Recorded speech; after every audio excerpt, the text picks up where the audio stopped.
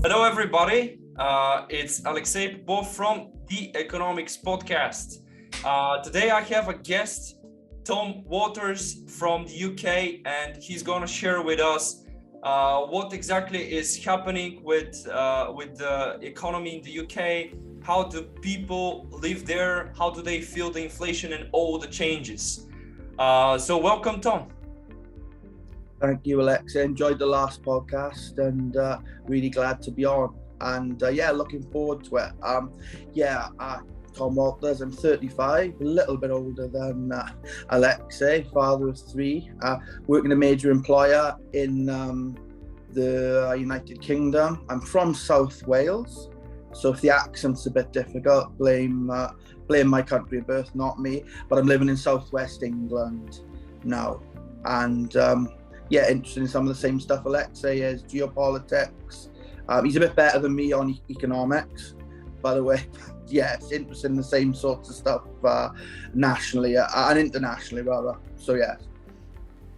All right, so we have a common interest. You're a awake person. You know what is happening. You're following all the news, and you can actually think what exactly is happening. And you can see what is bullshit, what is real, what is not, and this is helping you to stay awake. All right, so now we're gonna make I'm just gonna ask you a few things just to help you. Then you know what to say, just because it's 100% real. It's a personal experience.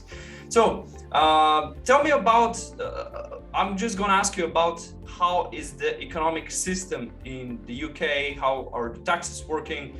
I want to start with the childcare. So because I heard that many people in the UK, I don't personally know this kind of people, but many people in the UK are actually living off only from social benefits. And or this is a very high percentage of their income, and this is mainly because of their child support benefits which they are getting from the government.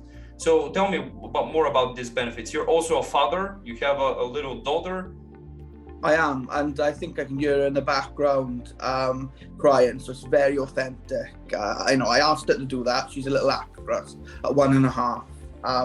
But that is the case in the UK. I think we are quite generous in the benefit system. I mean, like anything else, it's good intentions.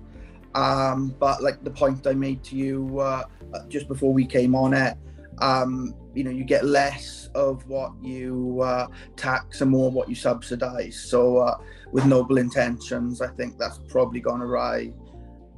Somewhat as it does in most of Europe, I would imagine, and the Western world. Yeah, so it's pretty much not only in the Western world, but pretty much everywhere around the world. Everything which is not all the wealth and the resources not distributed by the free market, but by the government, you have losses. You have huge amount of potential of the society which is lost. So tell me, do you know personally people living with a lot of benefits? Do you personally get? Do minorities or migrants get these kind of benefits? How exactly is it working? What's the percentage? What's the amount? Is there a fixed amount, or it depends? If you're getting more money, then are you getting, or you got to be really poor in order to get it? How is it working? Well, we do have like I said, generous system. We are getting some assistance. Our daughter's only young, and my wife looking after her a lot of the time, so we are getting assistance at the moment. Although I work full time, so it's not loads, but it's a little bit. But yeah, our system is quite generous. I think anyone can come to the country and they'd be eligible for things straight away. Some people say it should be 6 months. Some people are quite annoyed because our state pension, which you might come on to, by the way, but our state pension for pensioners, for older people, is quite low. People say, well, that's very low, but people are turning up and getting a lot of money, and they've worked all their lives. So that, there is they can build up a bit of resentment there in that respect. But yeah, it is very generous, I think, in this country, which again, is it's nice to believe everyone's genuine, and a lot of people are, but of course not everyone is. The thing with government, it can always be generous, right? Because they're not, the government, people in the government they're not producing even a single stuff. They are not producing anything.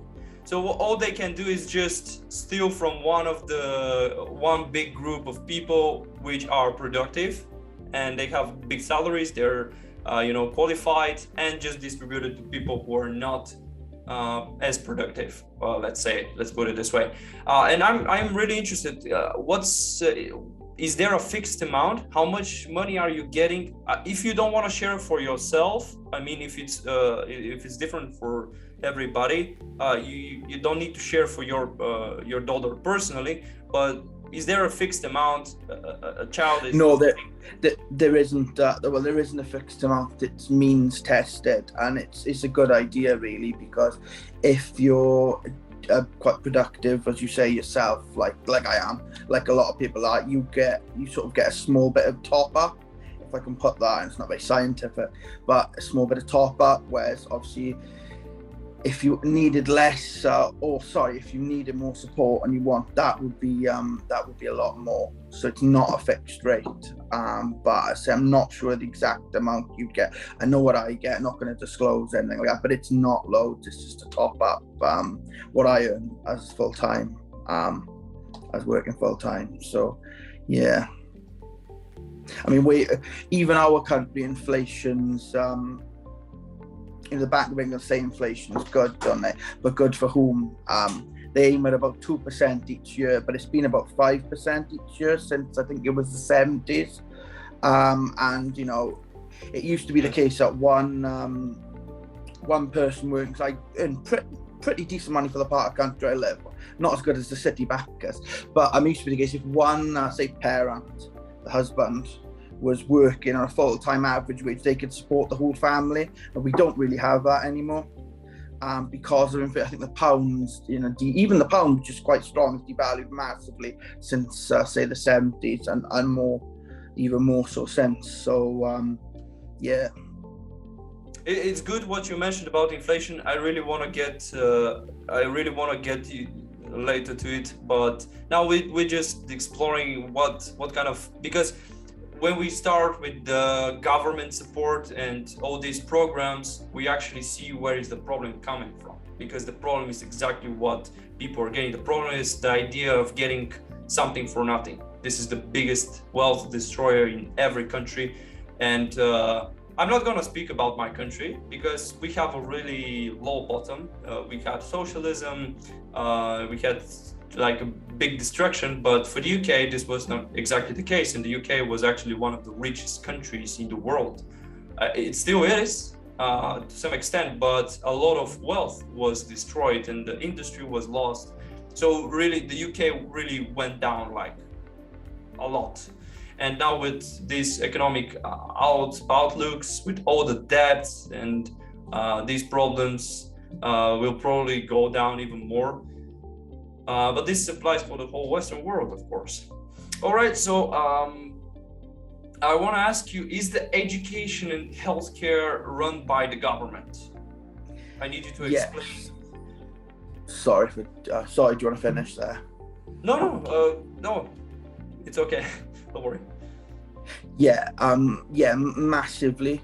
Obviously, we have a very big and famous culture of government healthcare, the NHS. I think almost everyone's heard of that, even if you're not British, possibly even if you're not European. And that is very noble beginnings, but it's gone from very noble beginnings. You pay your national insurance, which goes towards healthcare. Yeah. But yeah, at the moment, you can't even see a doctor. So it's gone from very noble beginnings, cradle to grave healthcare, to now you can't even, and not just for youngish people like us who can go on a Zoom meeting to a doctor if they need to. This is a lot of old people who can't see a doctor, they aren't literate with computers. So yeah, it's quite crazy at the moment. There is private healthcare, but it's quite rare. It's the exception, not the rule. All right, and can you afford it? For example, yeah, you have government insurance. I know because I lived for a couple of months in the UK, and I personally know how it's working. But do you have the opportunity to pay extra to get a private healthcare bit, which I believe it's better, right? Yeah. Do you mean does the average person, do I have the literal opportunity, or is it easy? Is it easy? Is it affordable to get I'm honestly not too sure, to be honest. I think for most people who aren't on it already, things are tighten up at the moment.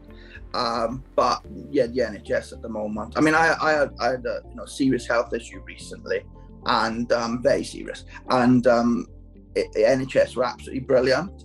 It was very serious. This was within the COVID restrictions. I got no delays and operation, and it was brilliant. But it was very serious. I went right to the top of the list. However, people on the middle and bottom of that list just aren't getting seen. So I just want to sort of be quite balanced about it can be brilliant, but it can vary a lot. And yeah, my health issue needed to be seen to straight away. I was very lucky. I had great service. But people middling and the bottom, problems that could get serious, they are waiting and waiting and waiting. So. All right, but how can you get on the top? Like, so you have some kind of a scale for priority. How do you get on the top or the middle? Is it related to your contribution? No, sorry. That was just my own sense of need, and this is me putting it in my own language. I had quite an urgent. Got it. Yeah. Sorry. Yeah, no, it's not a formal pyramid, if you like. If a very serious issue, they were absolutely brilliant. They really were, and I couldn't fault them. Everyone from the nurses to the surgeon who performed the operation, they were brilliant. So because of what I had, it was very need to be dealt. I'm fine now. It's good. You're better. Yeah, exactly. And just for the benefit of the viewers, I haven't mentioned this to Alexei because I don't want to, it's like victimhood. So I know I haven't. So he doesn't know about this. But it was a serious health issue. That's sorted. But NHS were brilliant, so it must be balanced.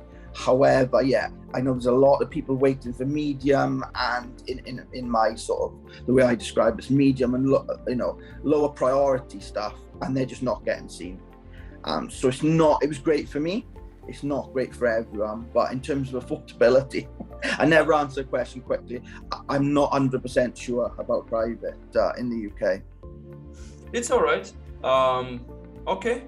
So what you're saying now is this is only for the special medical aid, right? Only for special cases. But what about you just go to see your doctor, your personal doctor, or you don't have such serious problem and you can go? Do you get like a normal service? It's just quite difficult at the moment to see a doctor. It's still now because COVID has apparently receded and now it's on a comeback. I'm really not sure. Depends which newspaper you read on which day. But even now that the threat has receded, and we're in the middle of summer, which is not the time for respiratory viruses, you would think that the services would have opened back up and made it easier. And like I said, particularly for the older people who are not computer literate, but they haven't. So I'd say, they haven't. Okay, what about the ambulances? If you call... this is... I find I've seen a number of articles on this relating to my part of the country as well, which once you go west of the city I live in, it's quite rural, to be honest. And the waiting times, people have been told to sort of get themselves into hospital or have someone drive them. Obviously, if they got a broken leg, I don't think they'd be told to touch the pedals. Hopefully not. But they've been told to get themselves in. That again, it is straining at the moment. It really is. I don't take no pleasure in that because this consequence is serious and the intentions are noble. But it's there's a long waiting time for ambulances. People have been told on the phone, if you can get yourself in, that would be better than waiting for an ambulance. Okay, I can share my personal experience, by the way. So when I was back in the UK, I was working in a warehouse in London because I was just 19 years old, just graduated. I have no skills, no nothing. Of course, I want to just get to work immediately, so I started just 4 or 5 days after I arrived. So the warehouse was okay, but I was not as careful, and just for a second, I made a mistake with the electric truck. I was kind of, it's not driving, but using. So I break my toe, my leg. So everybody just said, well, you should not go to this hospital, even though it's really close. It's terrible hospital. It's really bad. You should not go there. You should avoid it. But I said, oh, I really can't go, really far away from here. So the employer paid my taxi.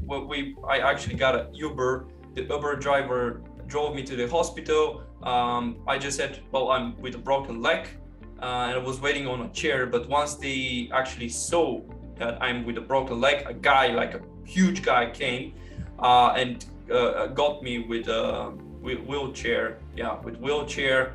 And they actually did a pretty good job. They got the picture with the X-ray. They took care of my toe. I was amazed how this bad hospital is doing, because I also had unfortunately I have some experience with a broken hand here in Bulgaria.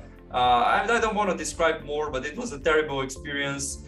I still got the damage from there. My hand still is not recovered, even though it was a pretty simple thing just to put the normal X-ray pictures, the profiles, because they are taking they're taking X-ray picture depending on your profiles, just to see where it's the broken part. Anyways, I was amazed how good the system is working, but it's really unfortunate what you're saying, that people can't even meet the doctors. And you gotta make a Zoom meeting or some kind of a video call to meet them. It's bad, but still, I think it's incomparable. And I still think if it wasn't run by the government, it would be much better, the service. But still, you gotta really appreciate what you have in the UK, because here it's not a surprise. Here in Bulgaria, we have the lowest life expectancy of almost, if not all, European countries. Well, not all European, but in the EU, we're on the bottom, for sure.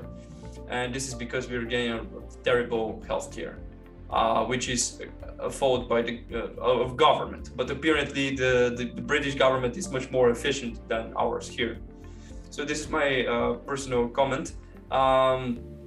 So is the government engaged in the public infrastructure? I saw the infrastructure. I traveled a little bit in the UK, speaking from personal experience. What you would say? Can you complain somehow, or you're pretty much okay with what the government is doing? I'm pretty much okay with what the government's doing now. It's very London-centric. They've just, and it was needed, but they've just completed. It used to be called Thames Link, as in the River Thames. Crossrail, I think, is its new name, and it goes from east to west London. Because surprisingly, it was quite easy to get into London, the outer ring, if you like, say by rail. And it's okay getting a small part away across London. But if you want to get literally from east to west from the middle of London, even if you go on the tube, that could be like 20 stops, and there's no toilets on them tubes. So this is a quick way to get from east to west London, which is needed. However, the main train line from London to the southwest peninsula of the UK, Plymouth and further down Cornwall, where I live. I live in Plymouth, but it goes to Cornwall as well. The main line, when it on at the Devon area, when it rains sometimes, when there's a storm, the sea wall recedes or falls into the sea, and you've got that actual main train line. There's a picture. I should have got this picture up, to be honest. It's quite something. Hanging, the tracks are hanging, and there's waves below it. Now you look at that. Even when I lived in South Wales, I looked at that and thought, well, that's some obscure branch line. That's not that was the main train line from London to Plymouth, to Devon, and to Cornwall. So they engaged in infrastructure, but it's quite London centric, and we don't always get the benefit out in the sticks. I would say, but I haven't got a major problem with it, to be honest, other than that. Okay, so you're pretty happy, and that's really good. And what I saw from personal experience was pretty okay. I mean, the infrastructure, the highways also pretty decent. The streets pretty decent in the cities. So really, you can see that UK is a first world country, at least speaking from this perspective and many other perspectives, of course. The next question about the tax system. What exactly are you paying? What's the total percentage of direct tax out of your salary from your paycheck? And of course, additional taxes, if you're aware, like the secondary type of taxes, which are indirect. Yeah, I mean, the tax band for most of us is 20%. But if you're a middle high earner, I think that is around about £32,000 salary to £150,000. You pay 40%, and if it's over £150,000 a year, I think that's 45%. I paid the first one. Some ways it's good, but yeah, I pay the first, and the 20%, the people who pay 20%. Overall the country, I think they contribute to about a third, and is that a third of the total taxes? And I think, is it the third, the next band up as well? So yeah, and then we got subsidiary, we got VAT. Of course, I think everyone has VAT, and we got other than income tax and VAT, national insurance, and that goes towards the NHS, like we were just health and social care, but largely the NHS, as we were just mentioning. NHS, this is the tax authority, right? Or National Health Service. National, public services. All right. Personally, it's my personal opinion. Of course, many people like this system of progressive taxes, they call it. But for me personally, and speaking, this is not my opinion exactly. I just got it from somewhere, of course. But I really believe this system is discouraging people from making more money. I have just a small experience, because when I was in the UK, I didn't really pay taxes, because if you make below, it was like this 3 years ago, I don't know, maybe they increased it this year, but if you're making below 12,000 per year, then you're paying zero tax direct, which is pretty awesome. So my colleagues said, well, I'm not going to work overtime in the warehouse. I'm not going to work overtime because I don't want to pay more taxes, which is pretty crazy, because if they get above a certain amount per month, they got to pay more tax. So they said, if I go to work now, I'll actually getting paid less than what I'm receiving right now. And imagine this on a scale of a 60 million people economy. It's enormous. Also, if you're architect, engineer, IT, or some other, lawyer, some productive person, then you're really discouraged from putting more effort because of this system. Because why bother working more if you're gonna pay more taxes? And this is the wrong thing. Yeah, it sounds great if you're on the bottom, if you're paying like 20%, but if you're more qualified, if you're getting, if you're putting a lot of effort, you're breaking your back from work, it's really not fair to pay so much tax. Of course, this is again my personal opinion of a free market guy, libertarian, from this side. But it's still good what you have, the VAT tax. It's better than what we have here, because our is pretty much all 20%, which is pretty unfair. Even like for childcare products, all this like food, which is essential. We have a lot of taxes on energy, which I know is exactly the case in the UK. For electricity, all these green turbines, wind turbines, and all this cost a lot of money. So I'm sure the taxes on energy in the UK are even higher than here, more than 50% what we're paying. Are you aware actually? What's the exact percentage? I gotta be honest, other than what comes out of my pay slip, I'm not sure about the tax on the individual things. Sorry, Alexei, I'm not sure. Oh, it's okay, it's all right. All right, and what about the percentage of taxes paid by individuals, like the total deduction from your paycheck? Okay, 20% is the tax, but then you have NHS, you have healthcare, pension, all this. What's the total deduction? So check my notes now. I think it's very clear. That's what I'm doing. Oh, it's okay, man. It's good you prepared yourself. That's great. Just this is to give the people of idea how people do live. No.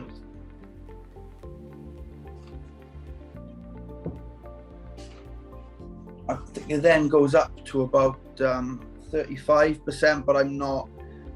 So obviously the three taxes we pay is income tax, national insurance, and then VAT. And I think I'm about 20%. If you say about 20% income tax, I think maybe then 10, then 5 for VAT, and 10. But I'm not. It's around about that figure again. So it's around 35%, and I believe so. Is it higher on the higher tax bracket when people are paying 30-40% income tax, and then on the top of this they're paying? So are they paying more now? I got to be honest, I'm not sure again. So I know the income tax goes up, but I'm not sure in terms of the national. I don't know in terms of the national insurance contributions and also the VAT. I don't know if that goes up as well. It's good to say, but at least you know what you're paying. It's pretty much the same here, 35%. It's the same. All right. The next question I would like to ask is the corporate tax. What's the corporate tax? How much do corporations pay?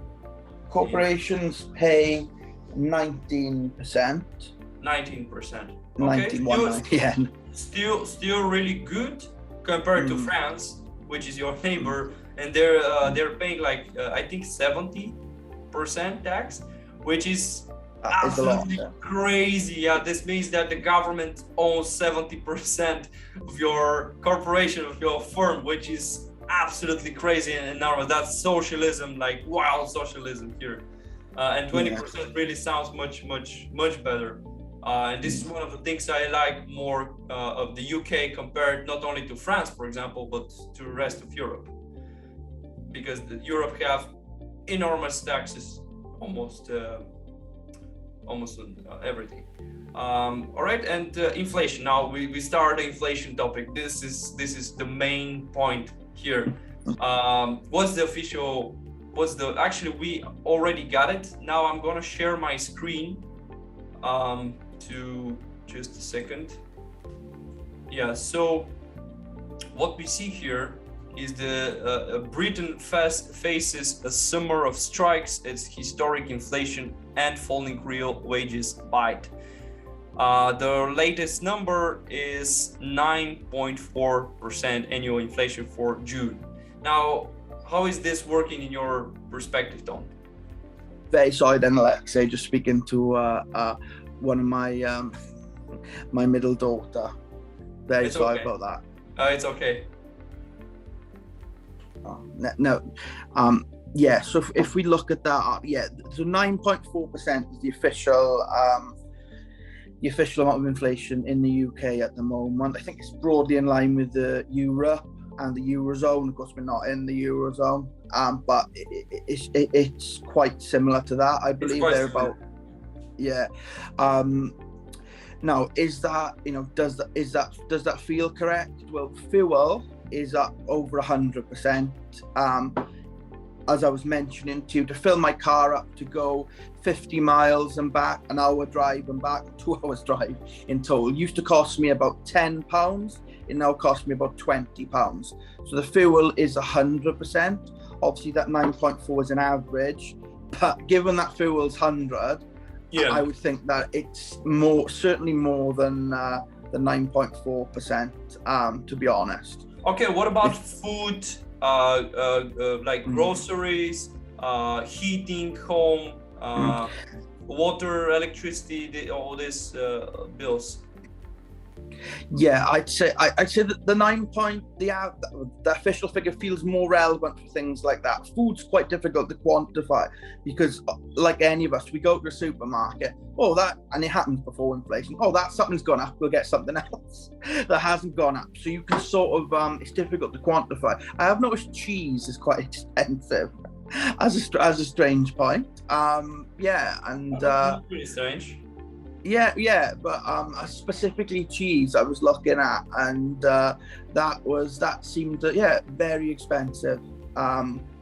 Again, more than other things, but it probably makes sense to supply chains. But in energy, in other matters, I'd say it's more closer to that, say 10%, maybe 20%, but the fuel being 100%. But that 9.4. I keep saying 9.6 for some reason. That 9.4 feels more closer to the other things, but not fuel. That's massively higher. And what about the rents? I know housing is. We're gonna get to this point about housing and all these prices for shelter, as they call it. Do you know about the rents? Apparently, you're not renting, right? You own your own place. No. We are renting. Oh, you're renting. So council renting, so it's quite safe. But I mean, we could probably buy, but we're okay at the moment. But I haven't noticed. It hasn't rose massively. I say it's council, so government. So maybe they're slower to put that up as sort of private. Maybe. So I don't know the full picture on that. But I'm not sure, to be honest, in terms of that. I'm not. I know it would have gone up, but I can't give very accurate details on that. Do you pay more? Do you pay more compared to last year or the year before? Yeah, a little bit more, but not massively more on that front. That's one of the things that hasn't really gone up so much, which is good. Like I say, it's so social, you may call it housing, government, council, we call it here. So I say maybe they got more of a social obligation not to jump right up with it. But yeah, but I don't know too much about in terms of private and people renting or people owning. I don't know loads about that right now. We can assume that it's pretty much the same for everybody. They got a small increase in their rents and their bills. And here I want to make a quick comment on these strikes. So workers across the economy being protested, like transportation, firefighters, doctors, nurses, teachers, postal workers, civil servants, lawyers, and telecom engineers are protesting. And imagine this is only the beginning of the inflation. Of course, as I hear, you're the most bothered, let's say this way, from the gas prices, from fuel. But inflation is measured, what the government is doing, they have this basket. So they're putting food, shelter, energy there. And they're playing with the numbers. For example, if one of the products is going up, they just substitute it. Okay, so pork is up, let's say 10%, but chicken only went up 5%. I'm just stating an example here. So they just substitute. It's still meat, right? So it's okay. Oh, tomatoes went up. Okay, we can replace it with cucumbers or peppers, for example. Also, the biggest part in the CPI, the inflation data, is housing. So housing, they just, I think it's the same as in the United States for the UK, that they're just making an owner's equivalent rent. So they're not using the actual rent, which you can easily check if you go on one of the websites for properties or rents. You can see the average price of housing. So they're using substitute for this, and energy. Apparently, I think they can't really hide it, but still, this percentage is probably twice as big. Pretty much everywhere around the world, governments are lying about inflation including here in our country, but still your situation about the inflation is much better here because our latest number for June was like above 17%, which is mind-blowing. It's a really, really high number, but it's normal as here we're a country which is on the edge of the Eurozone. So when the euros are printed, they're coming to us the last. So we're not beneficiaries, but we are suffering from these newly printed banknotes. So we are importing the inflation, not only that we are printing money as well, our government. All right, and so you feel that the number is quite okay. Maybe you think it's close. I'm asking you because it's really personal. Everybody have different consumption. So you feel that 9% is pretty much real number? I think it might. I mean, it could be double that, but even then, it's only 20% compared to some other countries. But I don't think it's massively different, to be honest. And it's. I don't know how they weight it as well. It's obviously an average. You've got averages, then you have to weight it against things. So if the weighting included fuel heavily, it should be higher than that. But if the weighting is more heavy on food, and I'm not sure who does the weightings, then it might be closer to the government. That. Yeah. The government is doing this. The government is measuring, of course.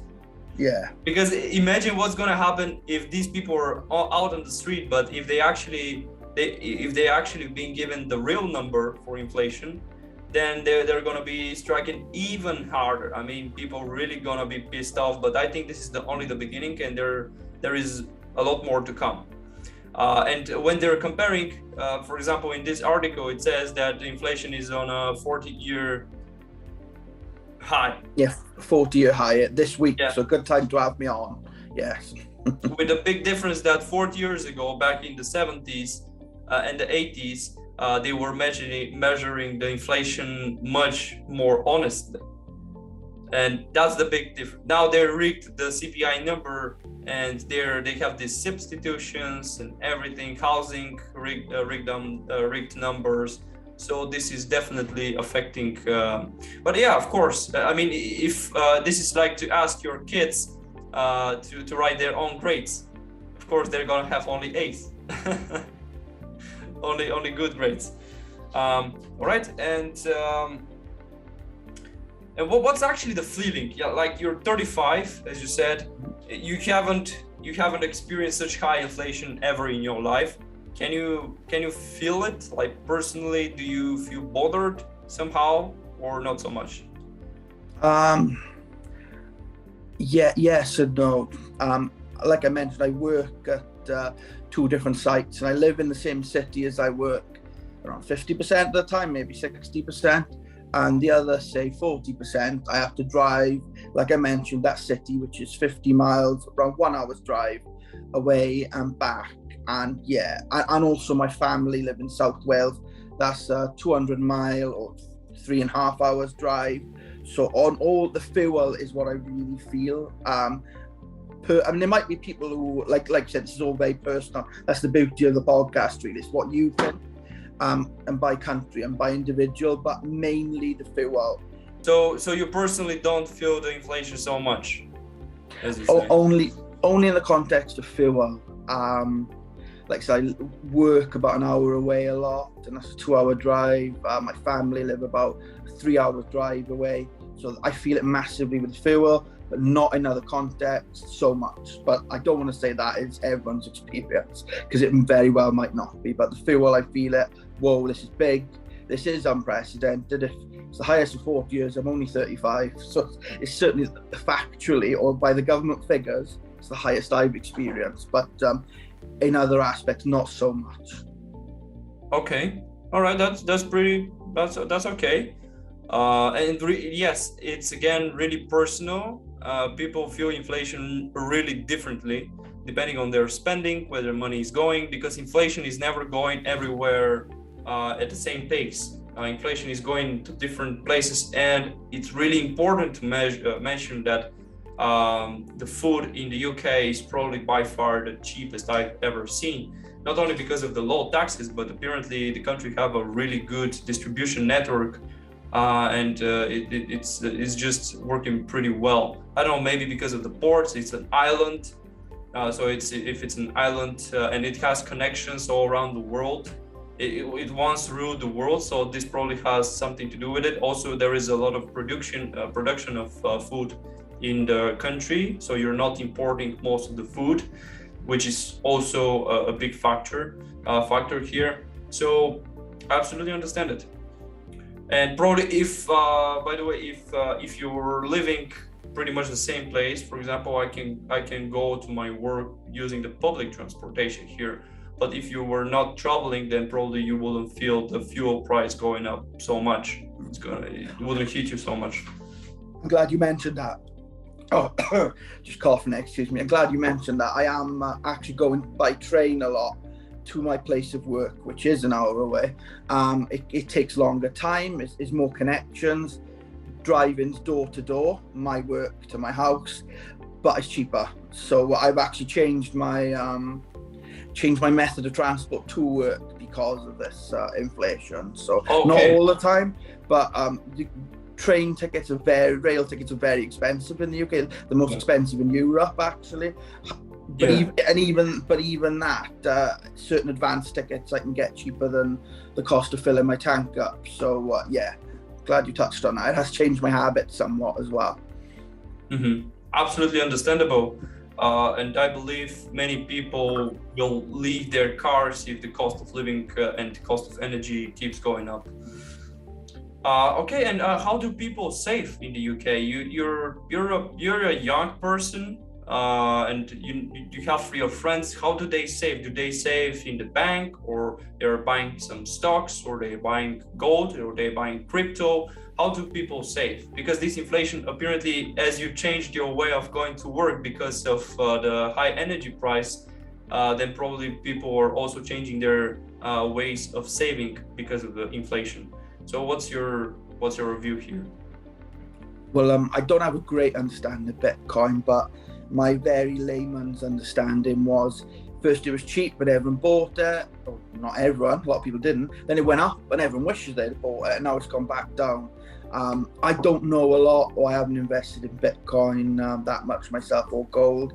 But from what I can see, a lot of people are still saving the standard way, which obviously can be a bit dodgy, so we say, during an inflationary period in the banks. I buy shares in my company that I work for. It comes straight out of my pay. It's tax beneficial to me, so I'm quite happy. I don't really notice it going because it comes straight on my pay slip. So even if the shares go down a bit, I don't get too annoyed because it was kind of a savings scheme. It doesn't feel like a loss, even though it may have been a loss over time. But yeah, I think it's mainly the traditional methods. Then again, you are 22, I'm 35. Younger people are, actually my brothers, who are only a few years younger than me, were saving in a Bitcoin style scheme, but that's not my area of expertise, I'm afraid. So I'm not asking you. I'm not asking you like you don't need to be. I'm just asking you for a normal way. So you say people around you are still saving the normal way in just putting money in the bank. What you're saying about the scheme, which is from your firm, to just save in stocks, that's pretty nice, because this is the way capitalism works. So basically, instead of the savings just staying here, because here in Bulgaria we have enormous levels of savings. People are saving a lot here. They're really conservative, but we don't have a really good capital market. So instead of these savings just stay in the bank, they could be working in the capital market. So they could go in local firms, factories, corporations, just to use the money to expand their operations. And this is how the economy is growing. The shares are growing. Everybody's richer. This is really nice compared to what we have here. About inflation, it's still good that people are actually saving this money, but I personally believe if the inflation is really 9.4%, the Bank of England is very unlikely to increase the rate to around 10% in order to shut down inflation. And this is applying for, I've talked about this in my podcast many times, same for ECB, same for the Federal Reserve in the States, same for Bank of Japan. Really, the central banks indebted, like the economy in the Western world has so much debt that if they raise the rate, if the central bank raised the rent in order to shut down the inflation, like they did in the 70s and the 80s, and this is the Margaret Thatcher and Ronald Reagan, this is how they saved the Western economy back in the years, 45, 50 years ago. But this time with these levels of inflation, it's really not possible. Because imagine if the debt of the UK is like 120, 130% of the GDP. Imagine that only the interest rate payment for year, it's gonna be like, I think the economy of the UK is around $3 trillion, 3.5. So imagine 350 billion pounds going only for interest rate payment. So they gotta cut spending, they gotta reduce social benefits, they gotta reduce the public workers. This is gonna create a lot of problems. So I think in the long run, it's not really the best place to put your money into the bank. However, we can only hope the inflation is gonna go down. This is the outlook for now, because the banks are increasing the interest rates in the UK. Now they increased in ECB, they increased the rates in Federal Reserve, but still really low hikes, like 1%, 2%. That's nothing if your inflation is 9%. And this is, of course, if we assume that this CPI data is honest, of course, which we know that to a big extent it's probably not honest. All right, so this is how people are saving around you, still conservative. There is nothing wrong with it, especially with asset prices going down now, housing, shares, like stock markets going down. Probably this is a good choice in the short run, just because you can buy assets, investments cheaper if you have the savings to do so. So on the short term, that's actually not a bad strategy. And one interesting question here, do people really get consumer debt? Is it really common to, you don't have money for a new TV, you go and you just get a loan for a TV, or you get a loan for a washing machine, for a smartphone, everything. Do really people get a lot of consumer debt? Yeah. The only answer to that is really yes. Yeah, we're very, very much modern in that respect. It's very much a culture, like it is a lot of places. We're not unique, but you can't have it straight away. Well, you can. You just have to pay for it afterwards. So, yeah. Mm-hmm. Well, simple question. And this is, by the way, the worst type of debt, because you're consuming it with it. You're not producing anything with it. Even the debt taken to build homes, which homes, have a really good value, and they're preserving their value for 20, 30, 40 years, even more. And it's not a bad investment, but this consumer debt, just to get money to eat it, it's not a good idea, but people still tend to do it. And what about the people's mentality? Because we are completely different here in my country, in Eastern Europe, than the Western Europeans. Do really they have, do they have this mentality of the government is the mother and the father? Do really people expect government to run things, to fix things? Yes and no. Yes and no. There is a lot of that. But I think people are. I think that's is becoming even less and less so. I think over the last couple of years, and this is obviously my opinion, but we know that anyway. But I think people have become wary of perceived elites, whether they be government or any other, to be honest. I think people are starting to realise that they've got to sort of look after themselves in many ways. I think people are angry at the government. I think there's a massive amount, and you mentioned the strikes earlier, to almost all sectors, from barristers to rail train drivers, everything. And there's a lot of public sympathy for the strikers, and there's a lot of negative feeling towards the government. So it's a strange mix. It's a strange mix because I think they want the government to fix stuff. They're angry at them, and they also think the government's incompetent. For example, we got Rishi, one of the front runners to be the next Prime Minister of the UK is Rishi Sunak. Now, ex-Goldman Sachs banker.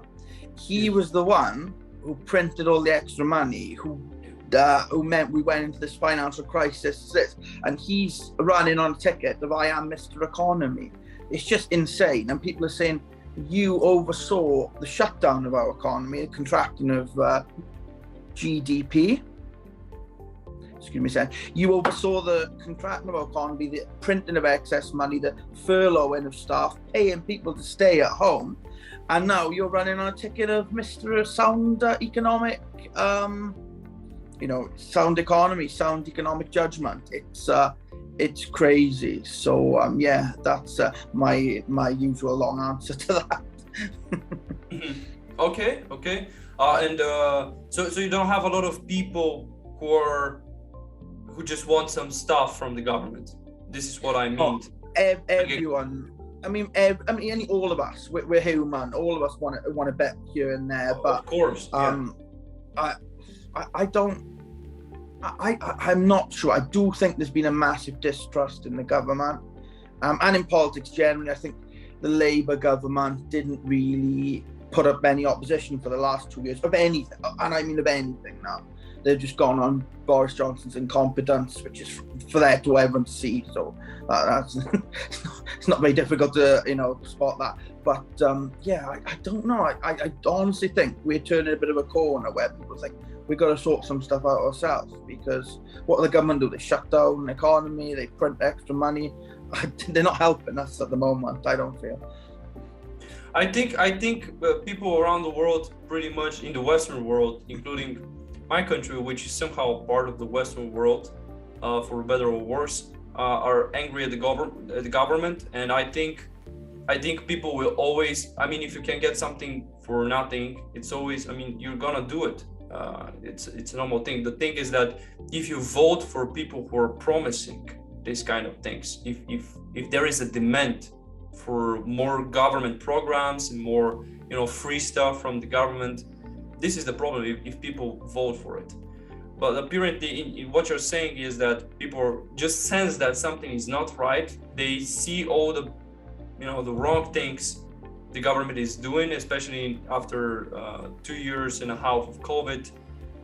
People just see that the entire thing was wrong. All the lockdowns and paying you just to stay at home, this was inflationary bump. But they probably don't see exactly the problem. But however, I think that UK has still more capitalism than the rest of Europe, like France, Germany, Italy. Still, the economy is running freely, or at least more free to the economic standards. Let's put it this way. I know. Well, interesting you should mention Germany as well, because and we're very critical of ourselves in Britain, to be fair, as you should be, I suppose, before you point fingers at anyone else. But I know a minister was saying the other day, like, oh, look how well we're doing, we're catching up to Germany's economy, and I thought, are we, or is Germany's just shrinking? But I don't know. Yeah, this is how you're catching. By the way, we can easily see the UK actually lost almost all of its economy here. Let me just share a screen. Okay, from Chrome. Okay, yeah. Can you see it? I can see the share of the screen, but great, not anything has come up just yet. If that's purposeful, good. What I want to show to our audience is the UK debt. And as you said, they're running deficits year after year after year. No, they run actually, sorry, the inflation. But this is what the inflation is pretty much a result of deficit spending of the government. Like the big part of it is coming from deficit spending. So we're looking for 22, the debt. So it's as a percentage we want to find it. Yeah, this is a good information. This website is pretty nice. So right now the government debt to GDP as of December of 21 is 95.9%. Right now it's above 100%. Yeah, it's I think the last figure I saw was 103.5%. So I mean, you don't have to be an economist to know that this is quite dodgy. When the UK is effectively an asset of the Bank of England, the whole GDP is owed to the Bank of England. You don't need to be anywhere near at the top of the economics understanding. So that sounds very dodgy. Yeah, you pointed it really well. I couldn't say it any better, that the UK's economy had become a result, an asset of the Bank of England. So the Bank of England is actually deciding what's happening, and that's actually the less of like, this is better than if you accepted, for example, the euro 20 years ago, when the people of Britain were asked if they want to take the euro instead of the British pound, but the British pound was saved. And I think this is a big benefit of the country, but still not a good thing. And the central banks are buying more and more of the debt. This is the only way governments can spend as much money as they do. And as you said, your financial minister locked down everybody. And where do they get the money from to send it to everybody?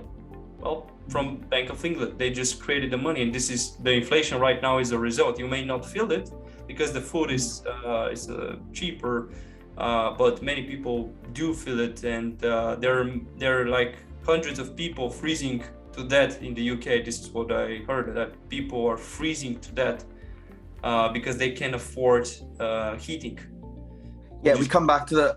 I think that's a general point, although it's been said a few winters that for pensioners it's heat or eat, because the state pension is very low. I think Spain's is about double, but don't quote me on that. And obviously now inflation's hit. So fixed pension and inflation's hit. So yeah, that is what you're saying is what they're reporting right now. Yeah. All right, and the last question I want to ask before we finish the podcast is what is the economic knowledge of the average person, at least in your people you know, maybe your colleagues, friends, whoever, your parents, their friends? No, not great. Not great at all. And I'd like to, if I can, just read off a little quote from the economist Ludwig van Mises, who in 1951... I'm sorry, what's the name of the economist?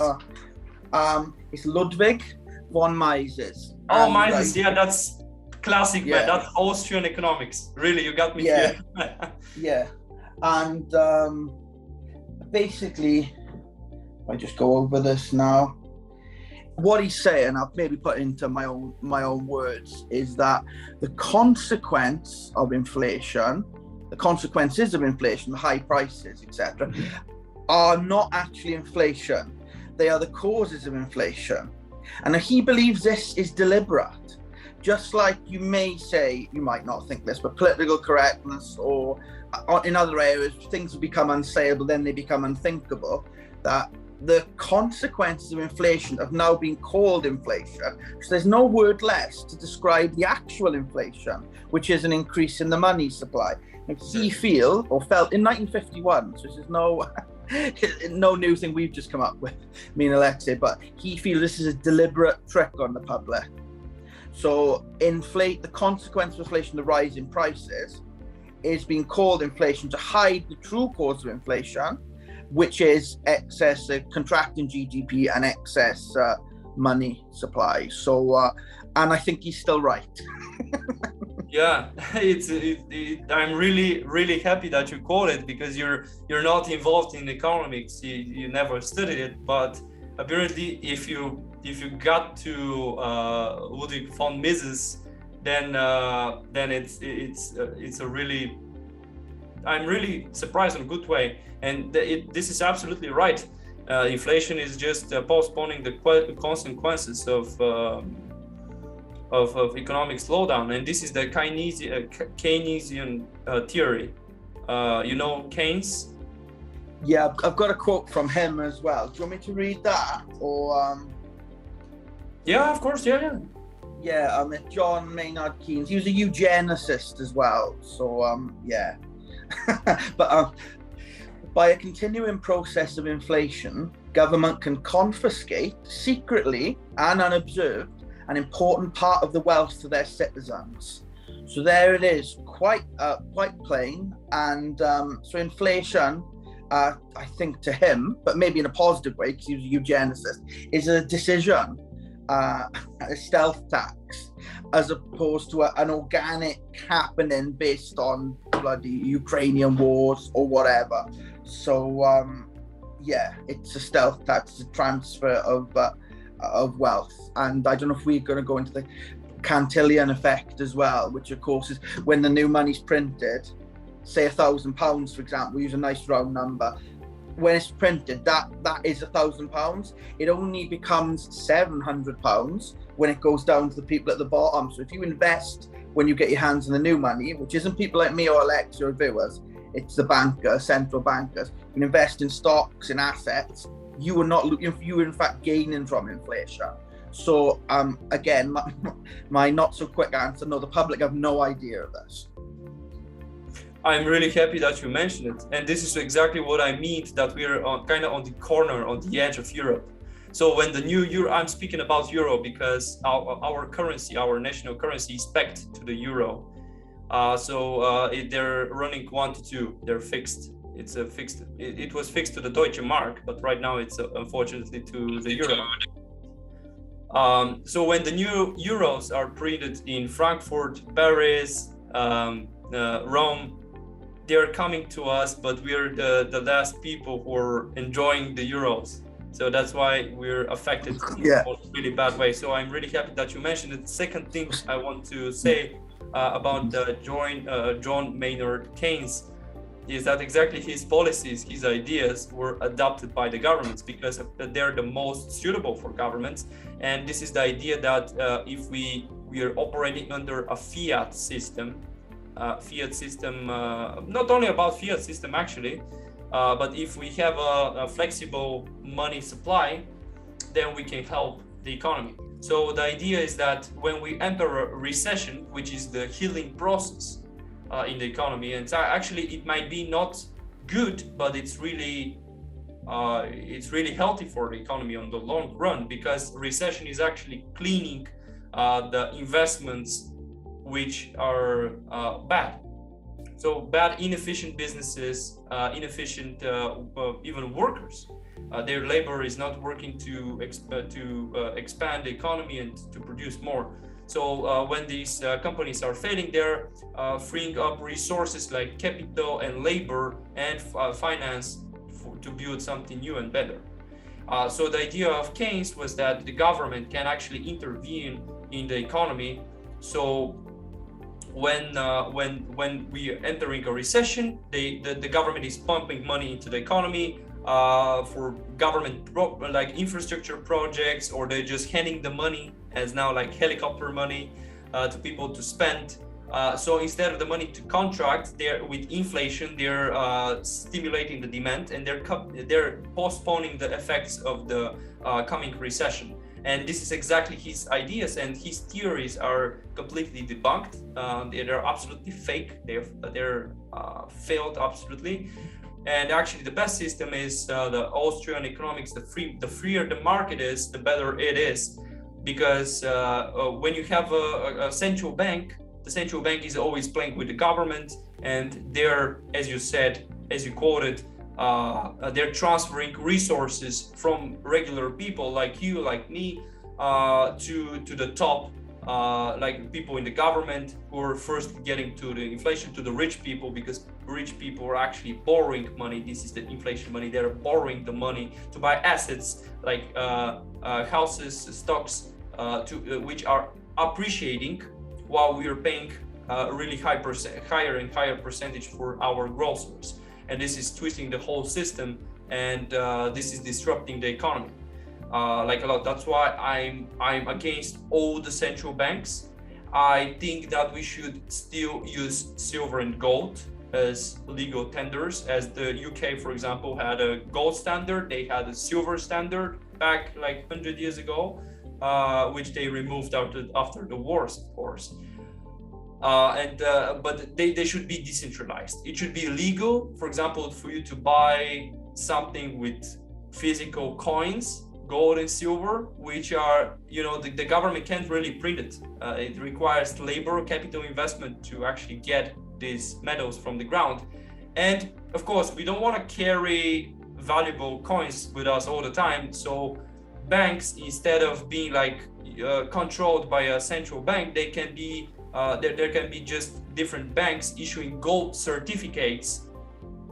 So if you go with your certificate, you can exchange it for gold coins, and you can and this way the system is decentralized. Of course, there might be some banks which are bad and which are printing more paper than they have money, but this is not the problem. The bank will just fail. Yeah, many people will be hurt, but the whole system will continue working, and they're going to be established like good banks which are going to run it. But unfortunately, I don't personally think this is going to happen, as the government will never let this happen. And one of the reasons is, as you said, the financial literacy in the UK, not only in the UK, everywhere around the world, is really bad, because people are not being taught, teach how to actually operate with this money, how money is operating, how inflation is hurting them. As you said, people have no idea that inflation is benefiting, and inflation is the reason why we see such big inequalities, which are increasing over time.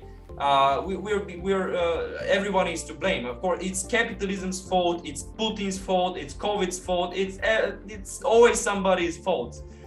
And yeah, this is what I gotta say on this topic. Do you have something else to add before we switch to the No, not really. You've summarized that much better than I, so no, I don't. Good. And tell me about the housing. You said in our private conversation earlier, you said that the housing is really crazy in the UK. I know the average price of a house is like £300,000 or £400,000, or somewhere around this. Yeah,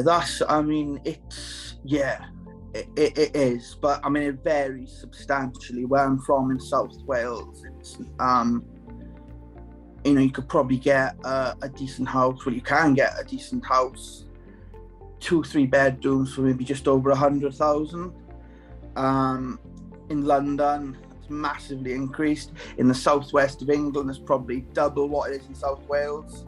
It's 200,000. But yeah, I think for some time now, the housing market has been, in my opinion, all out of proportion to even to the wages in this country, let alone in the other countries. It just seems crazy, seems really difficult for people to get on the property ladder. Yeah. And again, this is a result of central banking and government policies.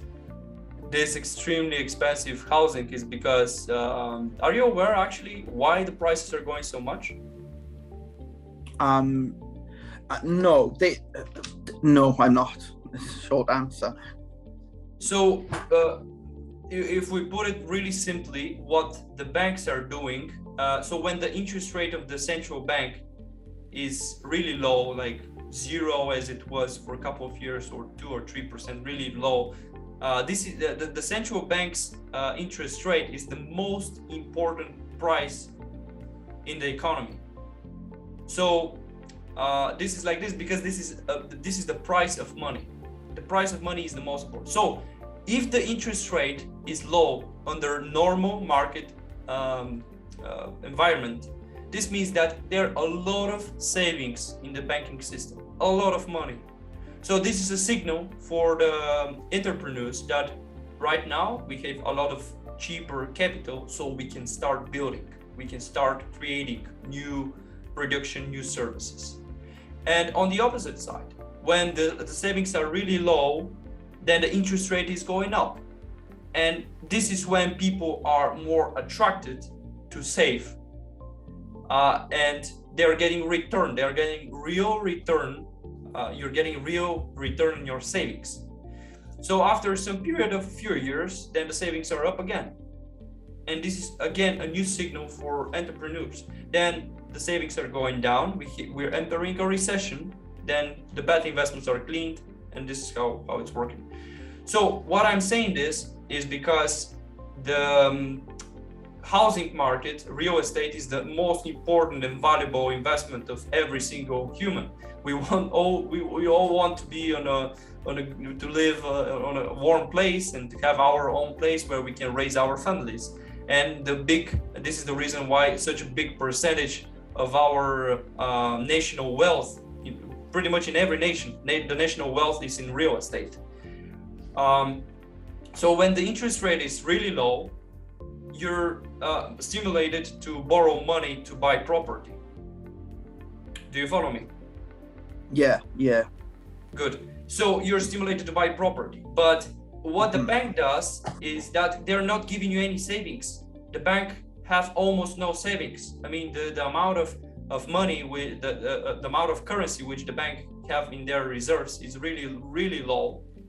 So what they're doing is called fractional banking.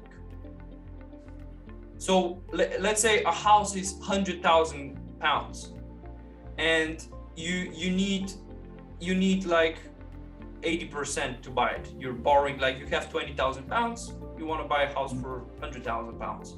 So what the bank does is they have to lend you 80,000, and they're required to keep only not more than 10% of what they're loaning you. So they only can have £8,000, and they can just create the rest of the 80,000 out of thin air. So if you're borrowing 80,000, they're required by law to have only 8,000. The rest 72,000 are just thin air, numbers, digits in the computer. So this is inflation. They're creating currency to give you. And this currency is going specifically into the real estate market. And when this is happening on a broader scale, like millions of people, hundreds of thousands and millions of people are buying real estate, at some point the real estate is so overpriced compared to the income of people, compared to there are many different measures. So if you need to pay off the investment, you need usually 10 to 15 years of rents. Right now it's 30, 35 in our country. I'm not sure for the UK. Another measure, if you measure it historically in gold ounces, how many ounces of gold you need per square meter of real estate? Again, really overpriced. So this is how they're disrupting, and this is how they keep young people like you, instead of buying a home like your parents and grandparents did, you can just rent, because it's so overpriced that even if you get a loan, you don't want to bury yourself under a mountain of new debt.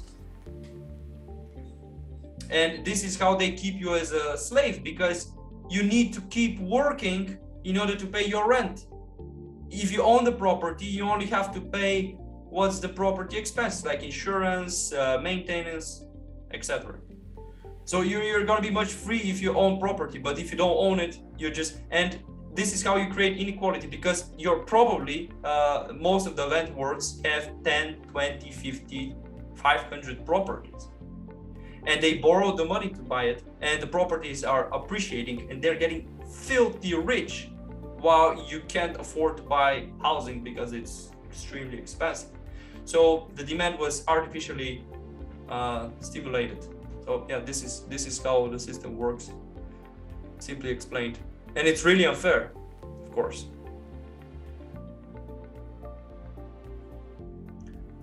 That's interesting. I hope that you understand it. Pretty much the bank creating money out of thin air, only 10% requirement for reserves to get the loan. Yeah. Everything else is just simple fairy dust money. Yeah. Yeah, exactly. Well, I think that was it for our podcast. Thank you very much, Tom, for being part of this. I really hope we can make another episode. And do you have any last words to say? No, not really. I think I got tons of notes down, but no, I think we've covered everything, and I've enjoyed. Thanks for having me on, Alexei, and I hope everyone else has enjoyed who watches it. So, thank you. Thank you too. Wish you a great day. Same to you. Take care.